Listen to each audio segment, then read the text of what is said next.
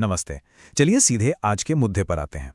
आजकल इंटरनेट पे ना परिवार के बदलते स्वरूप और गिरती हुई प्रजनन दर को लेकर एक बहुत ही जबरदस्त और गर्मा-गर्म बहस छिड़ी हुई है। हम बात कर रहे हैं भारत के सबसे ज्यादा कमाने वाले वर्ग की, जिनके परिवार नियोजन के तरीके अब पूरी तरह से बदल रहे हैं। एक समय था जब हम मानते थे कि कामयाबी का मतलब है एक बड़ा सा घर और एक भरा पूरा परिवार, राइट? लेकिन आज इस धारणा को सीधे चुनौती दी जा रही है। तो चलिए आज के इस विश्लेषण में गहराई से समझते हैं कि आखिर हमारे समाज के इस ऊपरी ढांचे में चल क्या रहा है और क्यों सफलता के साथ परिवार बढ़ाने की जो एक स्वाभाविक सी उम्मीद होती थी वो अब पीछे छूटती जा रही है। इस पूरी समाजशास्त्रीय बहस के केंद्र में है भारत का टॉप 1% आय वर्ग। जरा सोचिए, हम उन कपल्स की बात कर रहे हैं जो सालाना लगभग 36 लाख रुपए कमाते हैं। मतलब आर्थिक रूप से ये लोग समाज के बिल्कुल ऊपरी हिस्से में आते हैं। अब आमतौर पे हम क्या सोचते हैं, यही ना कि पैसा ज्यादा हो तो जिंदगी आसान हो जाती है और परिवार बढ़ाने का आत्मविश्वास भी आता है। लेकिन यहां कहानी बिल्कुल उल्टी चल रही है। इतनी शानदार आमदनी होने के बावजूद इनके जीवन के फैसले हमारी पिछली पीढ़ियों से बिल्कुल अलग है। तो सोचने वाली बात यह है कि इतनी बड़ी रकम कमाने के बावजूद आखिर ऐसा क्या है जो इन बेहद सफल लोगों को एक पारंपरिक परिवार शुरू करने से रोक रहा है। और यहीं से जन्म होता है इस नए चलन का, जिसे नाम दिया गया है डिंक, यानी डबल इनकम नो किड्स। सच कहूं तो ये अब सिर्फ एक शब्द नहीं रह गया है, ये पूरी की पूरी एक लाइफस्टाइल बन चुका है।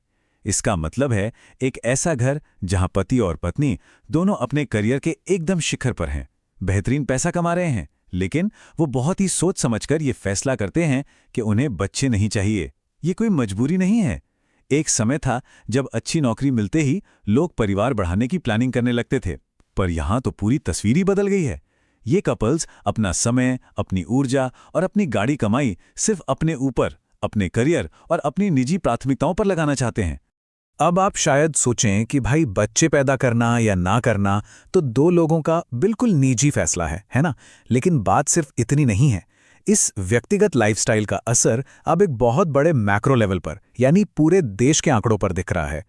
भारत के इस उच्च आय वाले वर्ग में फर्टिलिटी रेट यानी प्रजनन दर बहुत तेजी से नीचे गिर रही है, जिसका सीधा असर ये है कि देश की जनसंख्या वृद्धि की जो रफ्तार थी वो इस खास वर्ग में आकर लगभग थम सी गई है।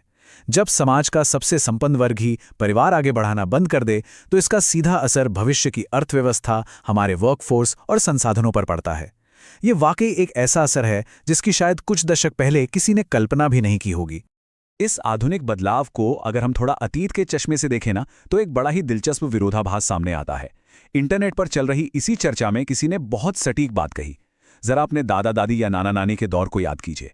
उस वक्त पूरा का पूरा परिवार सिर्फ एक व्यक्ति की कमाई पर चलता था।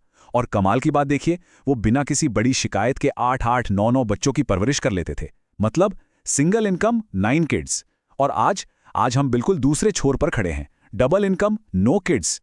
ये सोचना वाकई हैरान करता है कि कैसे एक ही पीढ़ी के अंदर पहले संसाधनों की कमी के बावजूद इतने बड़े परिवार पल जाते थे और आज सब कुछ होते हुए भी लोग एक भी बच्चा नहीं चाहते। तो आखिर ऐसा हो क्यों रहा है? जब हम इसके व्यवहारिक कारणों में जाते हैं तो कुछ बहुत ही चौंकाने वाली बातें सामने आती हैं। 36 लाख रुपए सालाना कमाने के बावजूद इन कपल्स का साफ कहना है कि महानगरों में एक ढंग का 1 BHK घर लेना भी उनके लिए आसान नहीं है। सुनने में थोड़ा अजीब लगता है ना? लेकिन लगातार बढ़ती महंगाई, प्रॉपर्टी की आसमान छूती कीमतें और हर तरफ फैला अत्यधिक प्रदूषित वातावरण, ये आज की एक बहुत बड़ी और कड़वी सच्चाई है। एक तरफ लाखों की सैलरी है और दूसरी तरफ एक बेसिक सा अपार्टमेंट खरीदने या अपने बच्चे को एक साफ सुथरा सुरक्षित भविष्य देने में असमर्थ होने का एहसास। ऐसा लगता है जैसे कागजों पर तो ये लोग बहुत अमीर हैं, लेकिन असल जिंदगी की महंगाई ने उस पैसे की पूरी अहमियत ही कम कर दी है। अब अगर हम इन आर्थिक कारणों से थोड़ा और गहराई में जाएं, तो कुछ बहुत ही संवेदनशील मनोवैज्ञानिक कारण भी सामने आते हैं। आजकल आपने देखा होगा कई कपल्स बच्चों की जगह कुत्तों या बिल्लियों को पालना ज्यादा पसंद कर रहे हैं।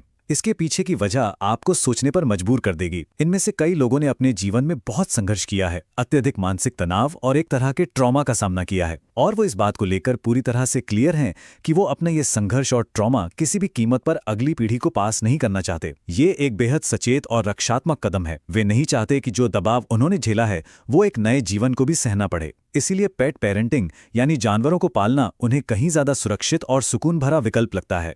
इस पूरे मुद्दे को अगर हम थोड़ा बड़े नजरिए से यानी एंथ्रोपोलॉजिकल एंगल से समझने की कोशिश करें तो एक बहुत ही गहरा सिद्धांत निकल कर आता है। देखिए, प्रकृति में हर स्तनधारी प्राणी के अंदर प्रजनन करने की, परिवार बढ़ाने की एक जन्मजात इच्छा होती है। लेकिन आज के हालात को देखकर विशेषज्ञ कह रहे हैं कि प्रकृति को परिवेश ने हरा दिया है। इसका सीधा सा मतलब यह है कि हमारे आसपास का वातावरण, काम का भयानक दबाव, समाज की अपेक्षाएं, इन सब ने मिलकर इंसान की उस प्राकृतिक जैविक इच्छा को पूरी तरह से दबा दिया है। ये एक बहुत बड़ा संकेत है कि हमारी आज की आधुनिक जीवन शैली हमारे सबसे बुनियादी मानव स्वभाव पर हावी हो रही है। जाहिर सी बात है, जब सर्वाइवल ही इतना मुश्किल हो जाए तो वहां प्रकृति भी हार मान ही लेती है। तो इन सब बातों से एक बात तो बिल्कुल साफ है, डबल इनकम नो किड्स वाली ये लाइफस्टाइल कोई छोटा मोटा या रातों रात खत्म हो जाने वाला ट्रेंड नहीं है। ये एक ऐसा गहरा समाज शास्त्रीय बदलाव है जिसकी शुरुआत तो पश्चिमी देशों में हुई थी, लेकिन अब ये हमारे आधुनिक भारतीय समाज में भी बहुत मजबूती से अपनी जड़ें जमा रहा है। सोचिए, भारत जैसे देश में जहां परिवार और समाज का ढांचा हमेशा से इतना पारंपरिक और जुड़ावा रहा है, जहां बच्चों को ही बुढ़ापे का सबसे बड़ा सहारा माना जाता है, वहां इस पश्चिमी सोच का इतनी तेजी से अपनाया जाना एक बहुत बड़े सांस्कृतिक बदलाव का संकेत है। ये साफ दिखाता है कि कैसे ग्लोबल ट्रेंड्स और आर्थिक दबाव मिलकर हमारी सबसे पुरानी संस्था यानी परिवार के पूरे ढांचे को ही बदल कर रख रहे हैं। तो जाते जाते ये पूरी चर्चा हमारे सामने एक बहुत ही विचारोत्तेजक सवाल छोड़ जाती है। भारत में ये double income no kids lifestyle इतनी तेजी से क्यों बढ़ रही है? क्या ये सिर्फ और सिर्फ आर्थिक दबाव, शहरों की बेतहाशा महंगाई और जीवन की तेज रफ्तार का नतीजा है, या फिर हमारे समाज की बुनियादी सोच और जिंदगी को देखने का हमारा नजरिया ही हमेशा के लिए बदल चुका है? आर्थिक चुनौतियां, पर्यावरण की चिंताएं और व्यक्तिगत मानसिक तनाव मिलकर एक बिल्कुल ही नए सामाजिक ढांचे को जन्म दे रहे हैं।